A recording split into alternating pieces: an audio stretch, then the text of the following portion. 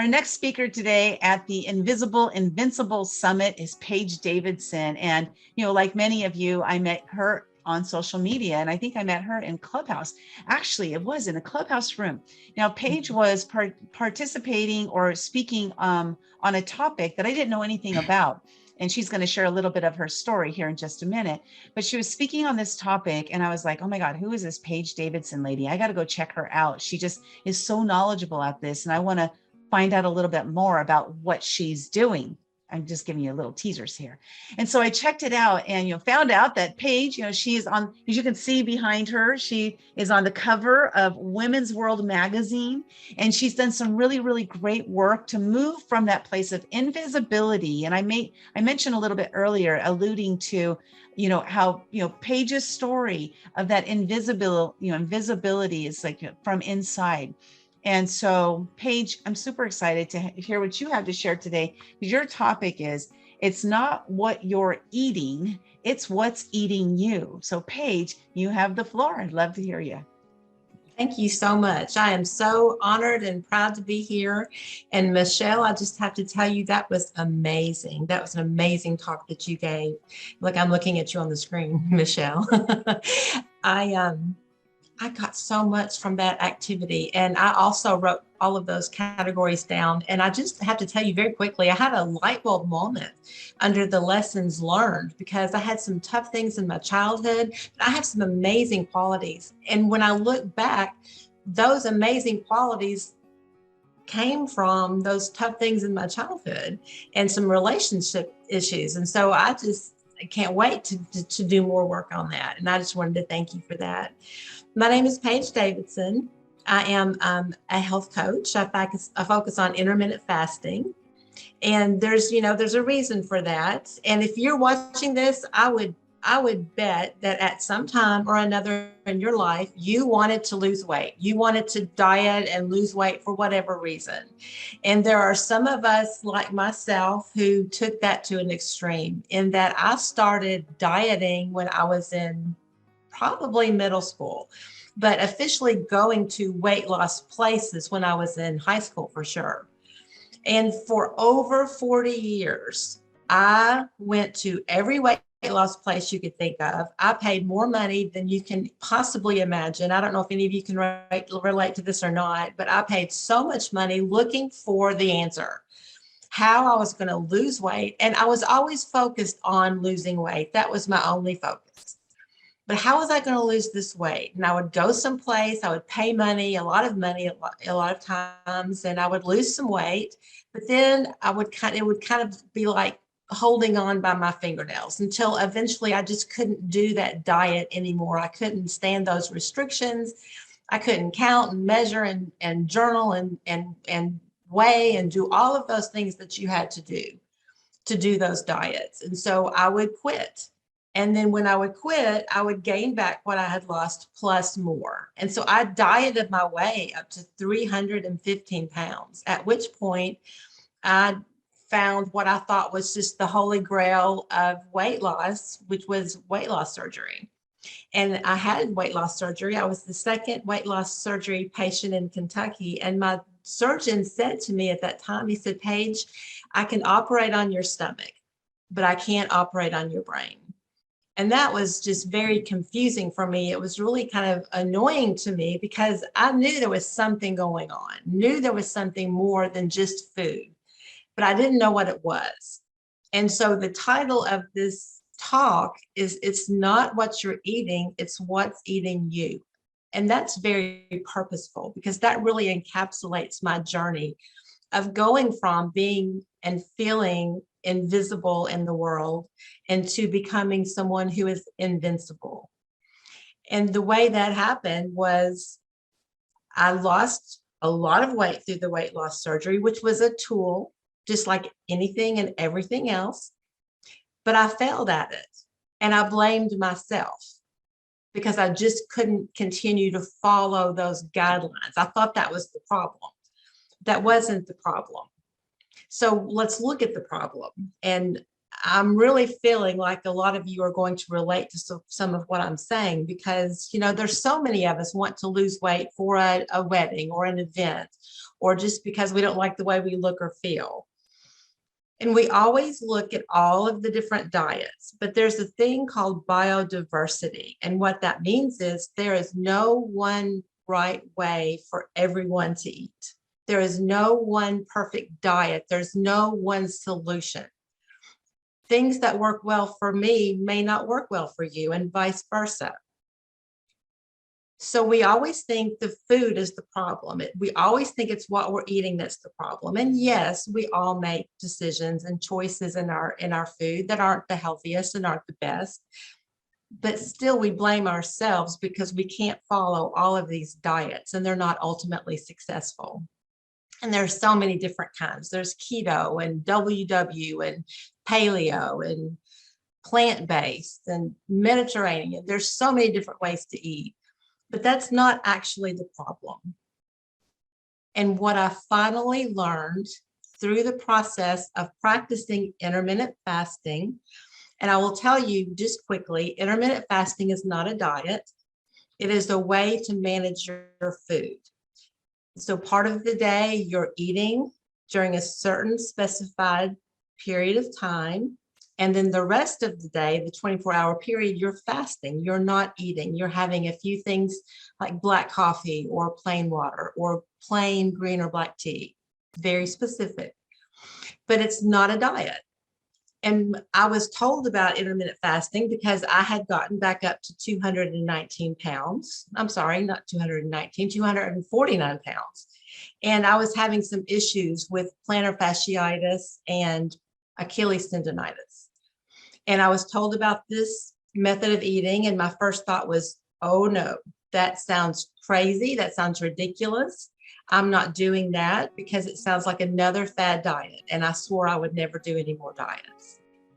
But I was told, and I did my research and found out that it's true that intermittent fasting is a very, very healthy lifestyle, and especially that it reduces inflammation in your body, which was the cause of my issues that I was having. And I had such pain in my feet that I couldn't walk. And so I decided to try it. And so I'll make this a little bit of a faster story. I did lose 110 pounds. I have lost a total of 176 pounds from my highest weight to my lowest weight. And yet I still realized it was not about the food.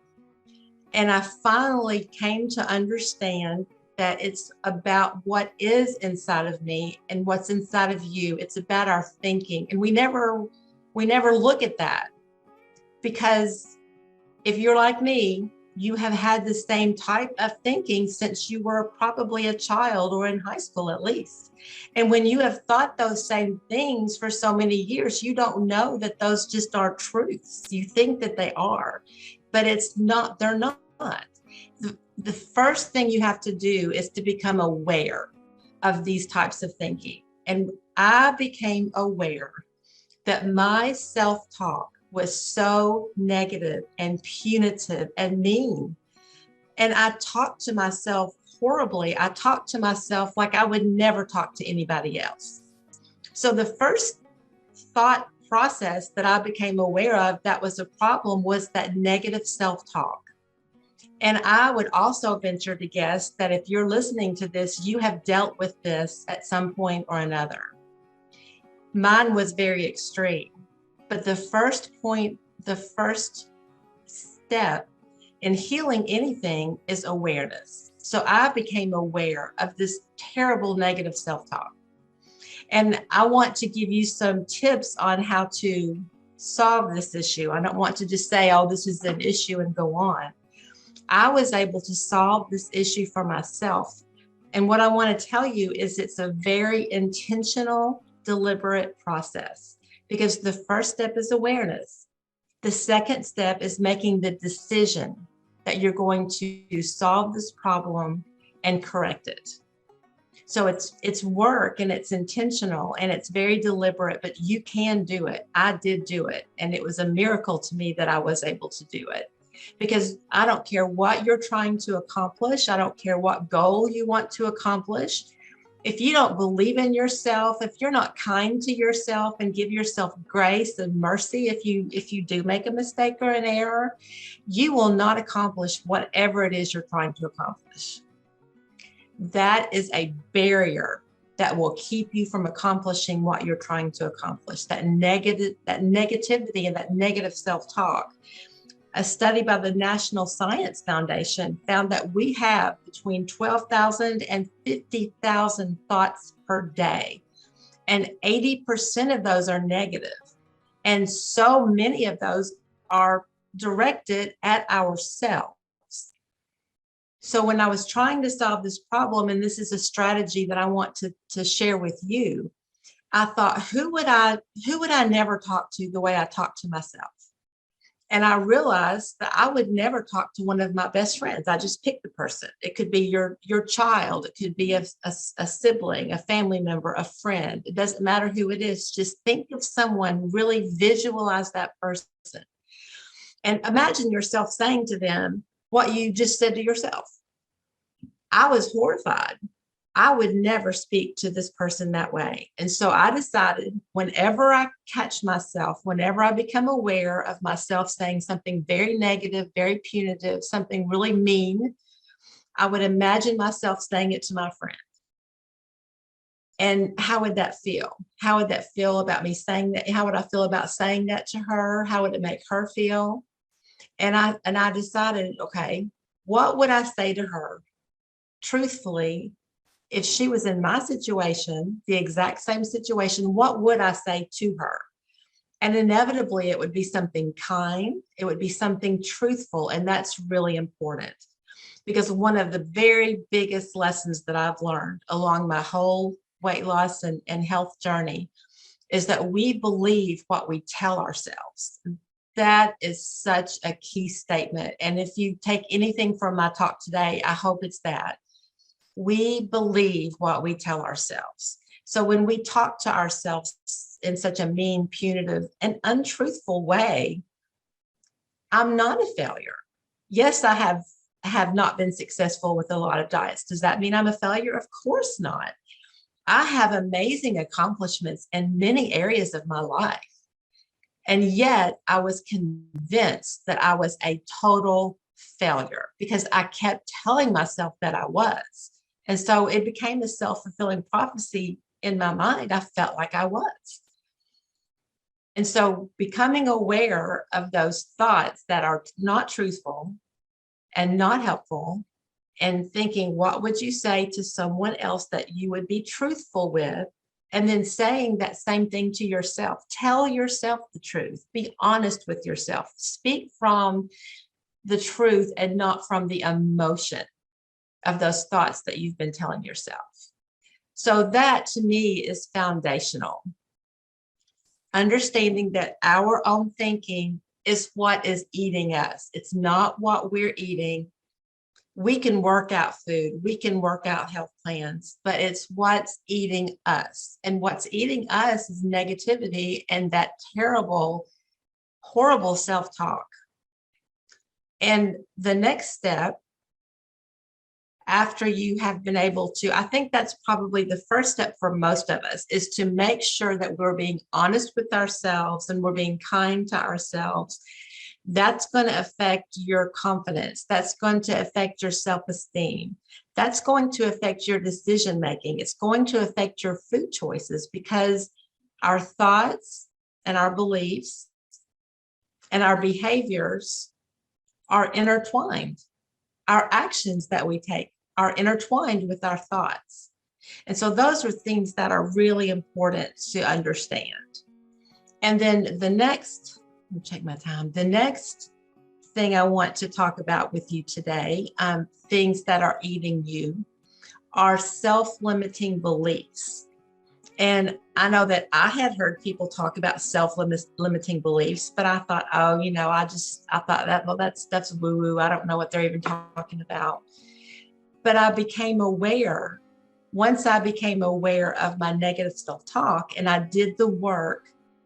And by the way, this is not, as Michelle said, it's not some quick solution. It's not going to be solved overnight. It's going to take intentional, thoughtful, daily work, and it's going to happen over time. And I realized that I talk to myself that way so many times during the day, that 80% of our negative talk, that was me talking to myself in such a negative way. So once I became aware of that, I began to become aware of what I call diet brain. And I've seen other people call this diet brain. And since I'm focusing my talk on getting healthy, being well, trying to accomplish our goals, I will focus on those types of thoughts. But this general principle, when you start thinking about your thoughts and your beliefs, and again, what you're telling yourself, it can relate to anything, to business, to relationships, to whatever it is that's happening in your life that you're feeling like you're not having success with. Start looking at your thoughts. And some examples of those self-limiting thoughts: I have to lose weight now. It has to be immediate. And if I don't lose weight quickly, if I don't lose weight immediately, I'm not a success. I'm a failure. That is absolutely not true. If I don't lose a lot of weight every single week, again, I'm a failure. I have not succeeded in what I'm trying to do. Those are self-limiting beliefs. They're things that you tell yourself. They're not true. They're based on the emotion of your past experience, but they're not the truth. So once again, learning to tell ourselves the truth and be honest is how we turn this around. Another self-limiting belief that I had, I thought, if I'm not perfect on whatever diet I was doing at the time, that I might as well quit. I might as well eat whatever I wanted to because I couldn't be perfect. Well, guess what? None of us are perfect. None of us are ever going to be perfect. And Michelle talked about those expectations that we have of ourselves. And we can never follow up and meet up with those, succeed with those expectations when we have these self-limiting beliefs and negative thoughts that we tell ourselves. Another one is, if I eat good food, then I'm a good person. If I eat bad food, then I'm a bad person. And I felt this so deeply. This was ingrained in me. This was a thought that I didn't even realize was a choice in how you feel about it. I had been to so many diet programs and had so many lists of good foods and bad foods shoved at me. This was a self-limiting belief that I didn't even know was not just the truth. So it's another example, thinking I have to follow a specific prescribed diet or I can't be successful. All of those are examples of self-limiting beliefs. And again, I'd like to talk to you about how to solve that problem, because we don't want to just talk about what the problem is without being able to solve it and realize what we can do to help ourselves, and realize all of those things that are eating at us and keeping us from being successful and reaching our goals. So some of those kinds of things are, I can make the choice to eat healthy, good foods that are good for me and that I love. And I don't have to have somebody telling me what to do. I don't have to go to a diet program or a diet doctor. I don't have to be dependent on something or someone outside of myself to be successful. I realize that I can and I have made good, healthy choices for myself, and I can do that. And I am empowered to make those decisions. And, part of it is learning to trust yourself, because when you've had these negative thoughts for so many years and you believe them, it's hard to trust, okay, I'm going to just do what feels natural. I'm going to listen to my body. That takes some trust and that takes some practice, because if you've had a history like I have, that's scary to think, if I don't have something to hold on to, something that's going to tell me what to do, I'm not going to be successful. I'm going to gain all of this weight again. So replacing those negative self-limiting thoughts with truthful, honest thoughts from your brain and from the truth and from reality, and not just your fears, is critical to do. There are a couple of ways that you can do that. The first way is the way that I dealt with my self-talk. Every time I became aware of doing it, every time I caught myself doing that, I would immediately stop myself and replace that thought with the true and honest thought. And I had to keep doing it. It didn't happen quickly. It didn't happen overnight. It took a lot of practice. I had to keep doing that. And the same thing with self-limiting beliefs. You can stop yourself when you catch yourself thinking a thought like that and immediately replace that thought with a truthful, positive, healthy thought, and do that through the day. And another thing that is a very popular thing to do, that's a very successful thing to do, are affirmations. And for a long time, I heard people talk about doing, positive affirmations. And I think that over the course of many years of my negative thinking, and I think more than 80% of my thoughts were probably negative. After all of those years of negative thinking, I just was negative about everything. And I would hear people talk about affirmations and I would think, oh, that sounds really crazy. That's just ridiculous. I'm not going to look at myself in the mirror and tell myself statements. I mean, that's just ridiculous. I just didn't get it. But going back to the most important lesson that I learned is that we believe what we tell ourselves, whether that's a true statement about yourself or a false statement, whether it's a positive or a negative statement, whatever it is, we believe what we consistently tell ourselves. And so that is how affirmations work.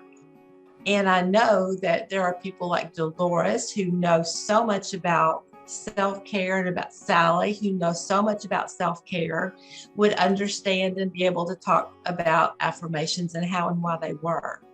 And from my perspective, it's just learning to tell yourself truthful, honest statements. So many people that do daily affirmations, sometimes will have just generic statements that they say to themselves. But if you find yourself repeatedly having the same type of self-limiting belief, then a great strategy is to look at that belief, come up with a true statement, an honest, positive statement, and say maybe pick 3 each week or each month or whatever time period feels comfortable for you. But say those things to yourself on a daily basis. And again, remember that this is something that takes time. And all of these lessons that I learned are lessons that were about my thinking. They were lessons about the things that were really eating at me. And I'm trying to look at my time. But I hope that I've given you some strategies to help you be successful in whatever area that you're trying to be successful in.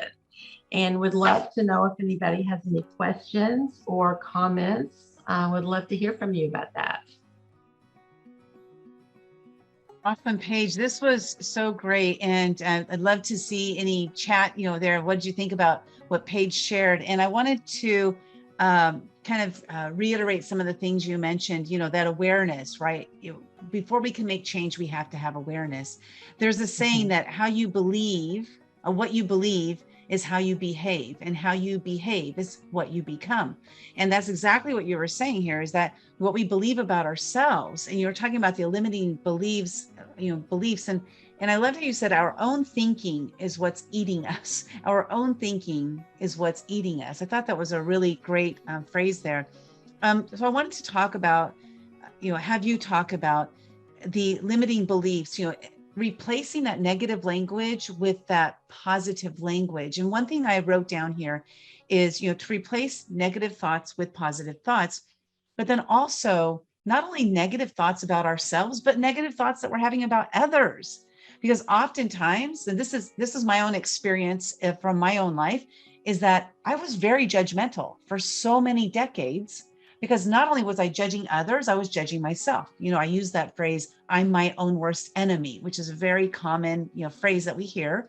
And I was my own worst enemy, but I was also your own worst enemy, because I used to be extremely judgmental. And so one of the things that I started doing was observing that when I would get so angry with somebody, or I would start to say, oh, that, I'd start to just have all these negative things going in my mind about somebody else. What about, I'm saying this about them, but what about me? What does this say about me? Right. So I want you to talk about like how, we got like 4 minutes left, right? But I want you to talk about how you started observing, acknowledging awareness that you were actually speaking negative to yourself. What was that awareness? Because I can be doing it, but not know I'm doing it, right? Because it's such a habit for so many decades, like you mentioned. So you were how old when you started this journey? I would say I was under 10 years old. I would say when I started. I'm sorry. This journey. Oh, I'm sorry. The positivity. I started that journey as I lost weight through intermittent fasting. And this is a whole other topic, but intermittent fasting is so healing in so many ways. But there we go. That's our that fasting for many people is a very spiritual journey, and it was for me. But that it gave me the Invisible to Invincible Summit, and to focus on something besides eating and food and what was next. What did I want next? And I just started to become more introspective, and I just became aware of just how mean I talked to myself. Well, how old were you? What was your age? My age, how old you were? 56. Okay. 56. The reason I asked that is because you were 56. A lot of people think we can't change. Oh, I'm 40. This is how I am. This is how I'm always going to be. I'm never going to be able to change. I was 51 when I started the change, a different change that we're talking about. And then you were 56 years old and you made a decision to become aware. You made a decision that I am not going to live that anymore. I'm going to do something different. And how old are you now? I mean, I know you don't mind. You tell your age all the time. That's why I'm asking. It's okay. I just turned 59 and you're exactly right. that awareness came to me. And then once I had the awareness, I couldn't do anything until I was actually, it's what I thought about the surgeon. I thought, well, I know there's something wrong with my thinking. I know there's something more going on with me. It's not just about the food, but what? If I knew what it was, I would weigh 315 pounds. But once that awareness came to me, then I made that decision. I made the decision with intention that I am going to solve this problem. And then, okay, so now you start on the journey and you come to this realization that, man, I talk bad to myself. And I love how you said this. I thought was brilliant. I never heard anybody say this before, is that to pick someone in your life that you would never say this stuff to, and imagine that person. And then when you find yourself talking bad to yourself, say something like, ask yourself the question, would I say that to her? So when did that shift happen? Yeah, let's hear about that. Yeah, that shift happened when I was in my mid 50s. It was 56. What it boiled down to is I had never learned to truly love myself, because I believe of the way I talked to myself for so many years. I did not know what it was like to love myself. I couldn't envision just saying nice things to myself. I had to envision saying nice things to somebody, honest and true things to somebody that I cared about. And so by doing that, I learned how to care about and love myself. I mean, that was the root of all of it. That was the root of healing and, losing that weight. And when I lost that weight, before I lost it, if you would have told me that losing 110 pounds, ultimately 176 pounds, wouldn't be the headline, I would have said you were crazy. But all of the healing that I did with being positive and learning how to love myself and learning how to talk to myself and all of those things, there are so many more things. because most of the coaching I do is mindset work that goes along with the intermittent fasting to help us learn to be successful. But that really was the very root of it for me, was truly learning to love myself. Yeah, and I just so brilliant. I love it. We're working on a book together, Action Takers Who Gained by Losing. It's all about, people who have taken the intermittent fasting journey and what did they gain by losing the weight is really what, the premise of that book. They're going to share their stories on that. And I started intermittent Absolutely. fasting. You were in that clubhouse room. I heard you talk just a little bit, probably 5 or 10 minutes. And I started my intermittent fasting the next day. I don't know what I'm doing. I heard some lady talk about it, Paige, and then I just started doing it. And so you're extremely inspirational. I love what you talk about and the power of the intermittent fasting. And again, as she stated, it's not about the losing the weight. It's about what we gain from it. And I myself have gained Absolutely. control over food. Now I haven't lost a lot of weight, but I've gained control over how I see food. And I'm not letting it control me anymore like I used to. So that's what it's done for me. It's been absolutely incredible. Paige, Mm-hmm. how can people contact you? Very easy. My website is fastingwithpaige, Paige.com. Fastingwithpaige.com. Fastingwithpaige.com. I love it. Yes. This was so fantastic, Paige. Thanks so much for being part of this summit and sharing your brilliance Thank with the world. you. Keep sharing your voice. Let's keep getting you out there. And we will see you soon.